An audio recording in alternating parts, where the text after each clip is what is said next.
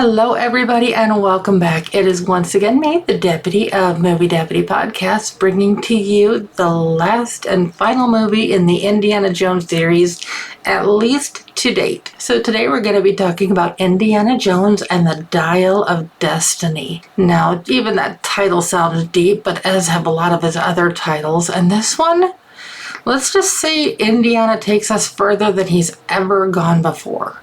And now you may be wondering, what in the world is she even talking about? But honestly, I was a little bit worried about this one. This is the first of the Indiana Jones movies where Spielberg was not really involved, and a whole different director here. And of course, Harrison Ford is much older. So it's like, okay, how much further can they go with the story? Where are they going to go? It's like, of course, at the end of The Kingdom of the Crystal Skull, we saw how things ended with him and Miriam.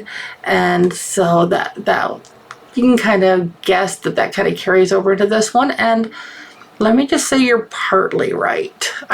There's a big part of this that I can't give away too much on that because that's going to be a major spoiler, and I will not do that to you. But this one, he's trying to figure out where he fits in. I mean, the very first scene we see in the movie, very first opening scene, is you see this old man laying in bed, just struggling to get out of bed. And you instantly realize it's Indy. It's like a lot of years have passed in the whole thing since we've seen them last. I mean, the last setting for the last movie was in 1957, and this one is set in 1969. So as you can imagine, age has not been his friend. Things with Marion aren't quite what they seem at the end of the last movie, and there's a reason for that. The reason for that is a heartache that no one should ever have to experience. And again, I can't go into too much detail on that because that's kind of a major spoiler for the movie, but it has to do with their son and a horrible tragedy that happened. So I'll just kind of let that play out. But the whole scene of the world where everything that's kind of happening in this one is everything that's happening in the beginning is taking place during the ticker tape parade of when our astronauts came back from the moon. Now, I am not one of these weird, okay, I don't know if I'm going to get in trouble for calling them weird, but they're weird, that I'm not one of these people that doesn't believe we landed on the moon. We've been to the moon. We've been to outer space. It's like all this other stuff. And yes, our Earth is round. So if I lose listeners because of that, so be it. But so in this one, we're celebrating the astronauts' return to Earth safely.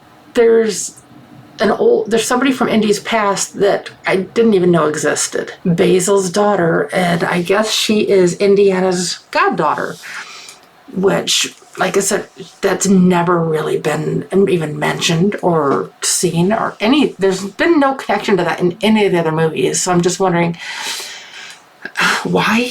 But so I mean, it kind of brings back Basil to this one, and we see many other characters from the other movies in this one, so that's kind of the key point in this, and it helps. They help Indy through the story. But so with his goddaughter showing up, so she wants to try to help him find Archimedes' dial. He has one piece of it because at the very beginning of the movie we see like a younger Indy, kind of, I'm sure it's CGI or whatever because it's not actually old footage, it's the newer footage, but it shows how he obtained the first half of the Dial of Destiny back in the day, and it was back in the 1930s. And there's two important dates in this movie, 1939 and 1969, and they keep coming up throughout the movie. But so he's got the one piece of the dial which he gives to his goddaughter, and then they have to find the other piece of the dial.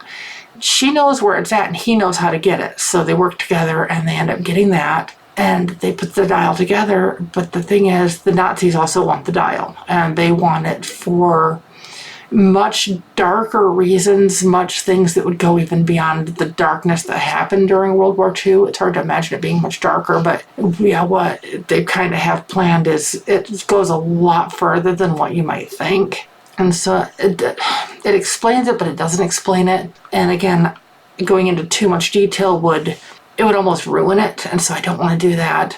But so they get the dial, put it together, and they're with the Nazis, and they're in this plane, and they set something on the dial. And this is where the movie kind of gets maybe a little bit off course, but at the same time, it almost brings into it. It brings, okay, the last one we saw basically aliens. in the Indiana Jones movie. This one, we're actually seeing them go through something in the sky, something like what you would have seen in Stephen King's Langoliers or the new TV show Manifest, where they fly through the light in the sky and it takes them somewhere else. But where it takes them, like I said, Indiana Jones goes much further than he ever has before, and I'm not going to give away where they go, but he wants to stay there. And thankfully, the story doesn't necessarily follow that plan, but because it goes a little bit off of course of that, it ends up changing the future for everything. And it's not to the whole point of like the butterfly effect of like changing something way back in history, like changing something modern days, that it has more to do with leaving history intact and making other minor changes so that everything can move forward. And I just realized I don't even know if that makes sense. It made sense in my brain. I hope it made sense as I'm sharing it with you. There's some good laughs and everything to be had. There was one line in it and I couldn't help but laugh a little bit, but it's like, when you're in a tight spot, dynamite. I mean, dynamite will honestly loosen anything up at any point if it's, I mean, a big explosion, I mean, that's always going to be more interesting, depending on how it's done. But like I said, as you can imagine, Indy's a lot older. Everybody's a lot older. Even the familiar faces, a lot older. It's been a long time. I love how they brought this full circle.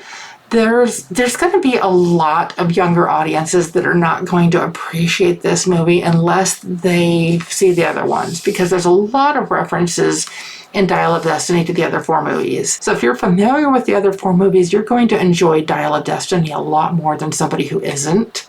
In saying that, I also want to bring up the thing, though the story is good throughout, you're probably wondering what I gave it on the Deputy scale. On the Deputy scale, I did give it a 6.5. Now, that puts it right in the dead center of the 5 movies. It puts it right in the middle. Now, that's not saying anything negative about the movie at all. It's just different from what you might expect from, I don't know, it's just parts of it, it feels clunky at times, but at the same time, the ending in this movie is my favorite ending by far of all 5 movies. This ending, I mean, I was literally in tears. And I'm not going to say if they were happy tears or sad tears, but I was in tears at the end. And I was just like, why? How?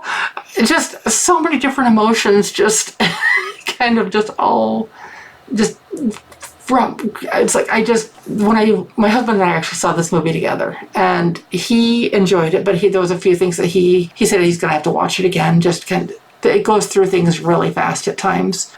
But yeah, that was the first thing I said to him, is this is my absolute favorite ending out of all the movies. And he said, you've got to make sure and include that on your show. And I'm like, I'm definitely going to. It's like, out of all 5 movies, the ending on this one it's just something special. So, I mean, if you only go see it for one reason, go see it for that. This one is just, and I mean, if you don't want to spend the money, I mean, honestly, theaters are so expensive anymore. It's like ticket prices just keep going higher. I'm sure this will be out on Redbox or Disney Plus or some other streaming service in the near future. Like I said, there is a lot of real history that is referenced in this movie, whereas some of the other things that they've mentioned, I mean, okay, yeah, we know the Grail is real. We know the Ark of the Covenant, things like that. We know, I mean, kind of everything going on with the Nazis, but some of the other stuff has all been exaggerated. The things that they're discussing and finding and talking about and experiencing in this movie are actual things from history, and so that kind of adds a whole different level. It's not to the point of being a documentary by any means. This is still 100% Indiana Jones movie. Yeah, this one, it like I said, it goes in a different direction than what you'd think. It's a little bit disjointed at times, but 100% still Indiana Jones. I hope that you have enjoyed me bringing the information on all 5 of these movies to you. Be sure to check out my kind of generalized synopsis of all 5 of these on our Movie Deputy channel. And I am having so much fun with these. I can't wait to talk to you about the next movies. Oh, before I forget, there wasn't, in none of the other movies did it have like an in memory of or anything like that at the end of the movies. At the end of this one, it did say in memory of Michael DeBeer. And again, I apologize if I mispronounced that, but I do, like I said, if they take the time to put that in there, I want to take the time and mention it. But I hope you've enjoyed this. I hope you like and subscribe if you like what you hear, and if not, ignore the off switches. But I'm having a lot of fun. I hope you are too, and I hope you have a great day. Bye!